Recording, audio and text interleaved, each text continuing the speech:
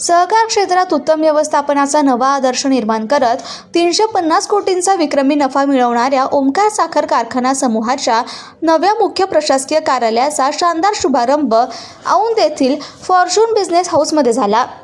केंद्रीय सहकार आणि नागरी विमान वाहतूक राज्यमंत्री मुरलीधर मोहोळ यांच्या हस्ते या भव्य कार्यालयाचं लोकार्पण करण्यात आलं।